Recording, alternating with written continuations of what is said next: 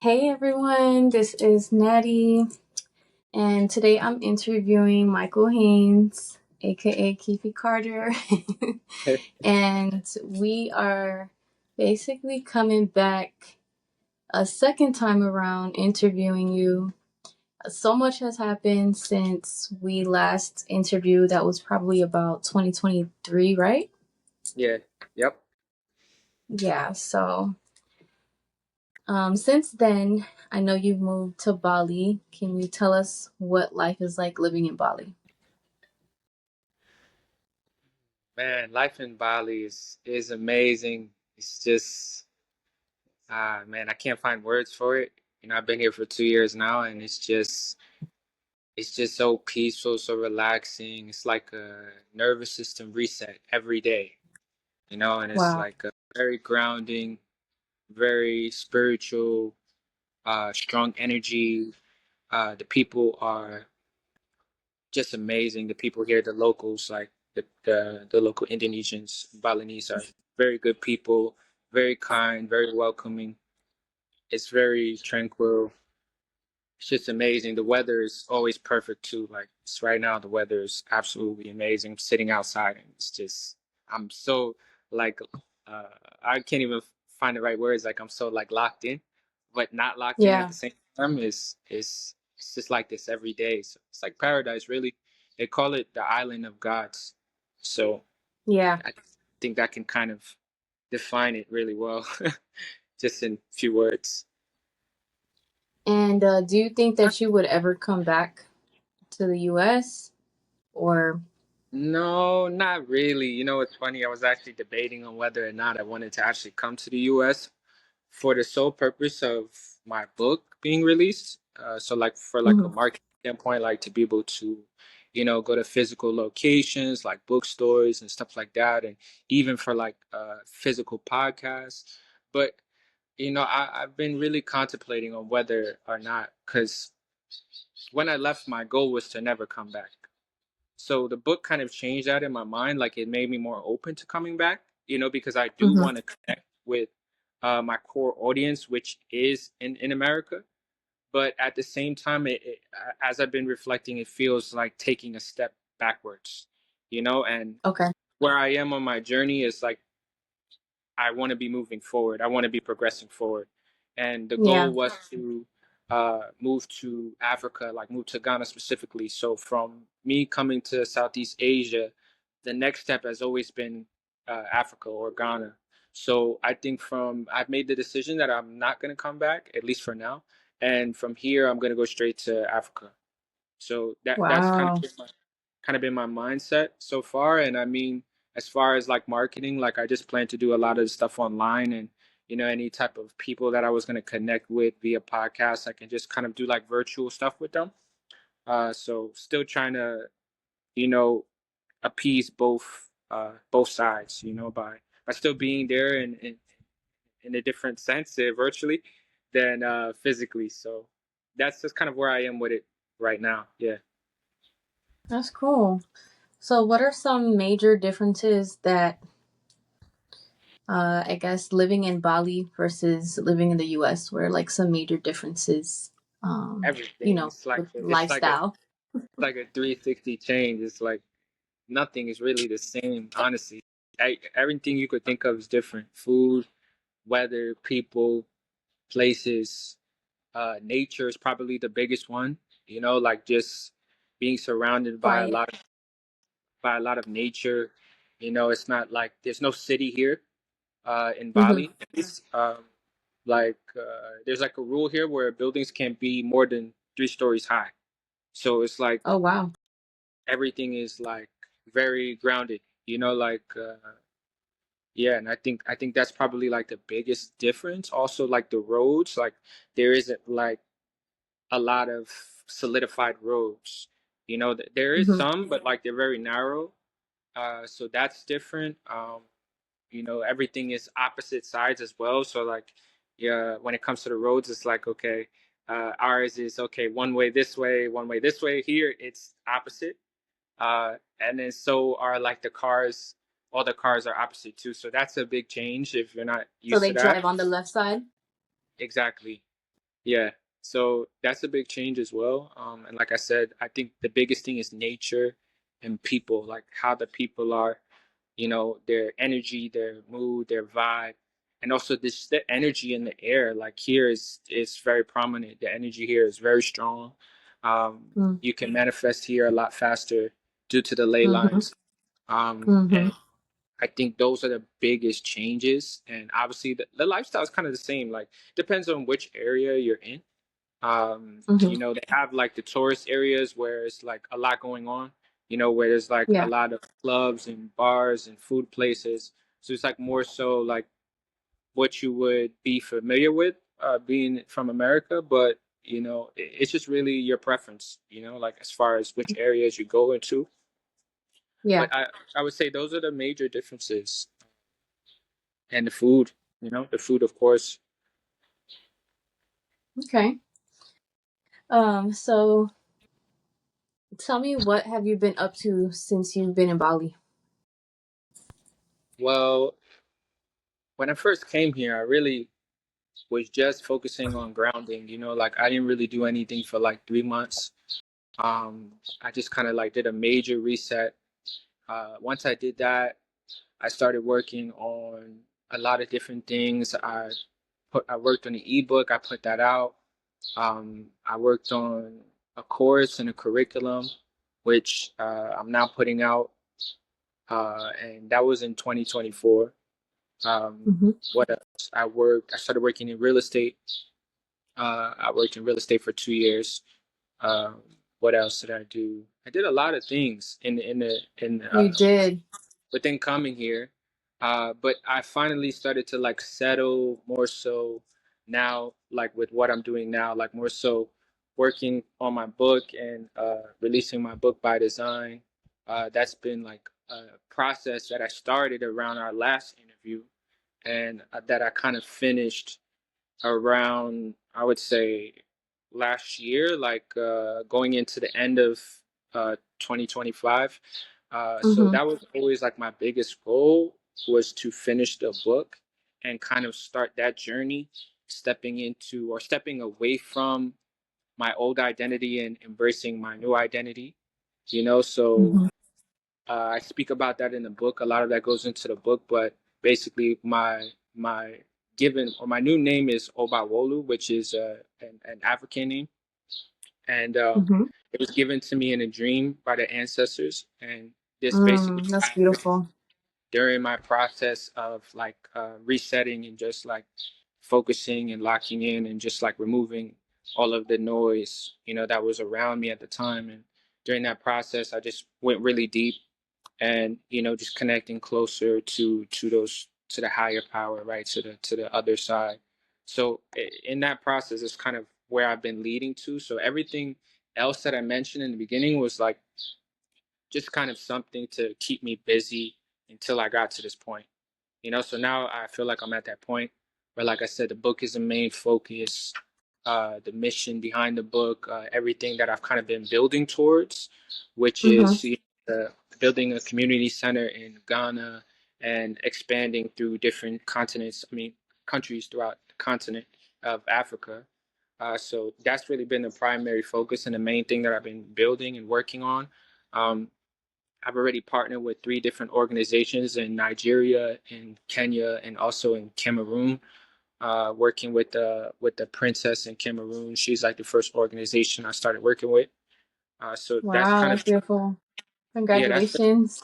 thank you. Yeah, that's been the primary objective and the primary focus. So I just been building around that, and the book like ties into all of that. So that's kind of been the main thing I've been doing. But yeah, I think that's it. And the new the curriculum, like I told you, I was working on as well, or the course that kind of we made into a curriculum.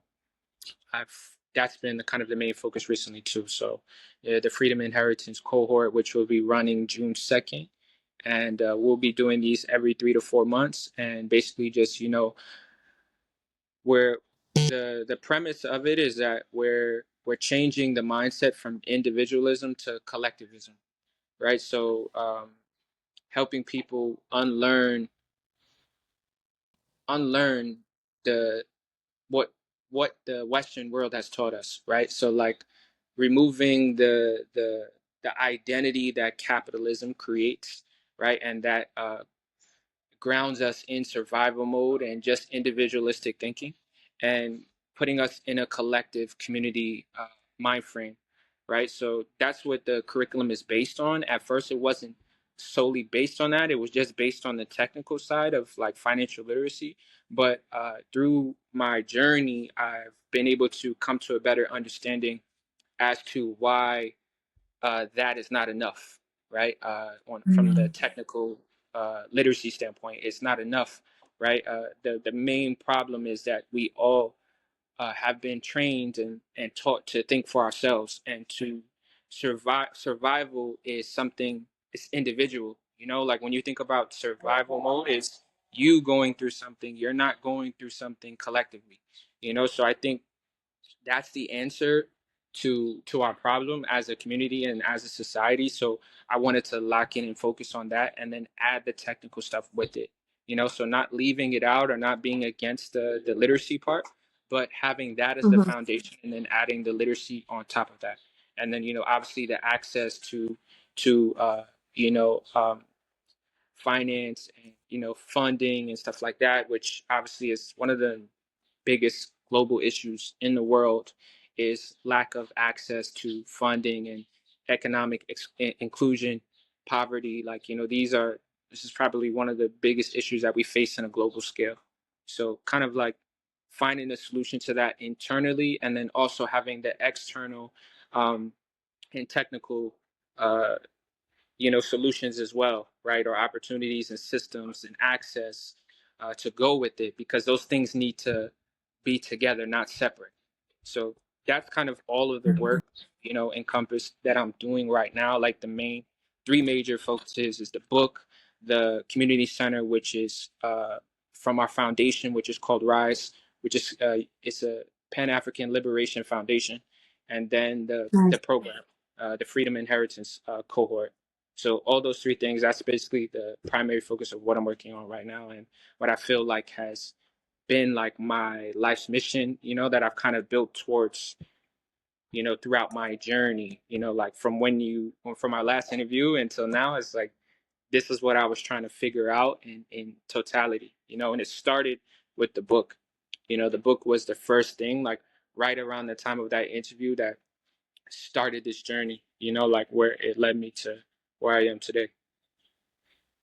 Yeah. Wow.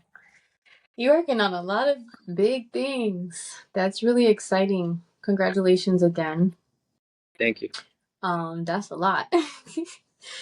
Yeah. um, what has moving to Bali taught you about yourself and your healing journey?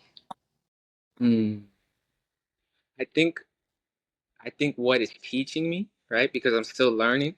I don't feel like Right. I've fully um, downloaded, you know, what I'm supposed to download. But I think what it's teaching me is that I can chill, like, you know, like I can just relax, you know, because That's uh, nice. my my my problem has always been that my brain is always working and I can't shut it off. And also like you know, and this goes into what we're teaching in the curriculum, right?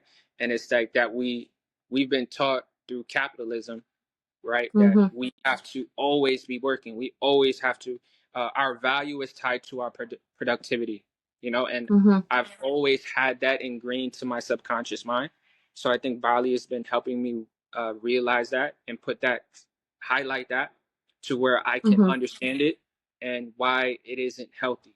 You know, as much as it gives me dopamine or whatever emotions or feelings that or reward that I get from it, that it's not worth, you know, the peace that I'm sacrificing for that. So I think that's what I'm learning currently, what Bali is teaching me, is that, you know. And it's been very hard for me because, you know, I'm a workaholic, and I'm very much all about productivity and working hard. And even as I'm saying this, I'm working hard.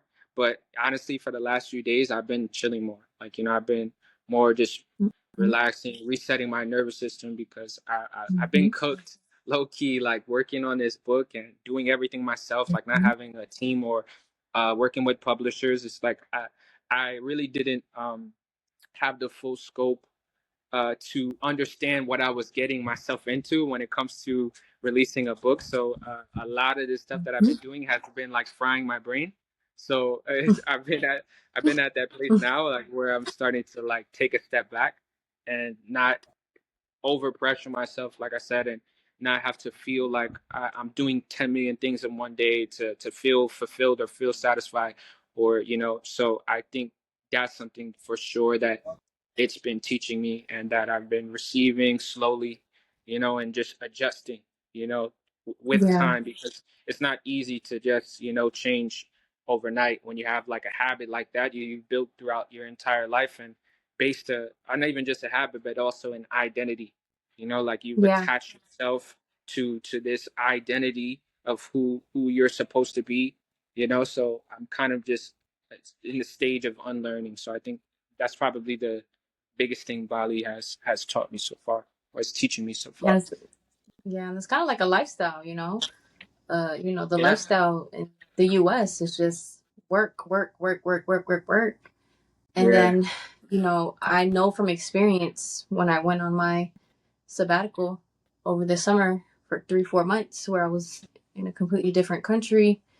And I understand what you're saying about you can just chill, like you can just rest. And yeah, during those moments when you're just chilling or you're just resting or you're in solitude, that's when all the downloads really come. Like that's when your gifts really start like right, showing, and that's when you're really able to like lock in. So yeah. I'm really You have happy to for be you.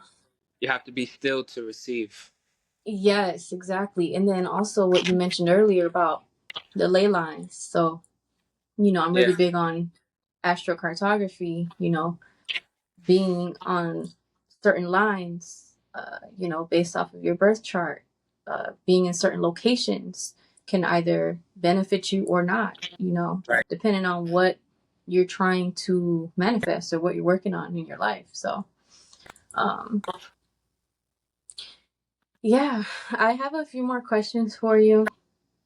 I don't want to take too much of your Okay. time, but what would you tell someone that is thinking about moving like overseas, or just what would you tell someone, what advice would you give someone who's like on the fence about it, or who's thinking about it, or who's doing research and they want to do it or move to a different Just do country, it. what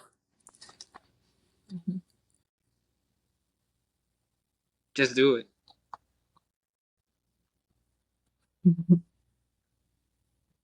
so before you did it, right? Yeah. Did you make a plan? Did you know anybody, or you just up and moved? No, I didn't. Yeah, I didn't know anybody. I went to Thailand. I absolutely didn't know anybody there. Um, I ended up coming to Bali a month after, and I knew one person, but I didn't leave with the plan to go to Bali. I left with the plan to go to Thailand. So essentially, I didn't know anybody. Hmm. And as far as plans, like I had a plan in my mind. It wasn't like a solid plan or anything like that. I did think something through and told myself like, okay, yeah, I'm gonna do this, I'm gonna do that. But I ended up not even doing none of that stuff. So did the plan really matter? Like I think it's just more so when you're on a journey, it's just about taking the next step. It's not about planning through your next step, but the actual action of if you Action, feel yeah. called to do something, and then it's just the action of doing it. You don't need a plan to do what you feel called to do. If you feel called to leave, then just leave. If you don't feel called to leave, then Yeah. stay where you are. Like I think you Yeah. know best. Like nobody can That's tell you awesome. where you are in your journey. Like your intuition will tell you what's right for you. So you just have to listen to yourself. Don't You could research online all day and hear other people's opinions, but their journey is not your journey. So essentially you're just the best advice you can get is from yourself. So but at the end of the Hmm. day, with anything that you want to do, just do it. Stop thinking about it. Stop over trying to prepare or plan your plan. Just do it, because if it's the right move for you, it'll happen the way that it's supposed to happen. And even if it's the wrong move, like, you learn in the process. So it's like that experience that you Mhm. get is priceless. So just take the risk. Like, just do it. Stop thinking about it. If it's something you really want to do, then just do it. But if you're not sure about doing it, then sure, take a little bit more time to figure out within yourself. Don't look outward, look inward, and find the answer within yourself. Love that. Thank you so much for your time. I appreciate you for coming on and speaking with me. I'll let you get back to your day. I appreciate you.